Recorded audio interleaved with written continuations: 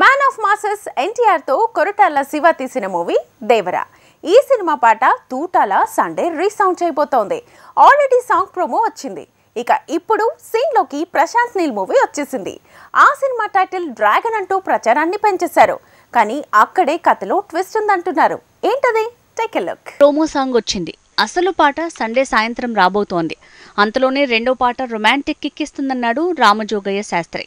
ఆ పాట కోసం చెన్నైలో వాలనన్న పోస్ట్ సోషల్ మీడియాని కుదిపేస్తోంది. కొరటాల శివ డైరెక్షన్లో దేవరా పాన్ ఇండియాని షేక్ చేయబోతోంది.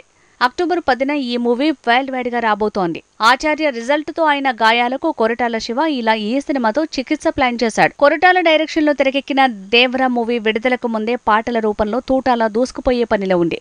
ఇంతలో ఎన్టీఆర్ బర్త్డే రోజున ప్రశాంత్ నీల్ తన సినిమా అప్డేట్ రెడీ చేశాడు. సలార్ 2 తీస్తూనే ఎన్టీఆర్ తో ప్లాన్ చేసిన మూవీకి డ్రాగన్ అన్న టైటిల్ పెట్టేశారని తెలుస్తోంది.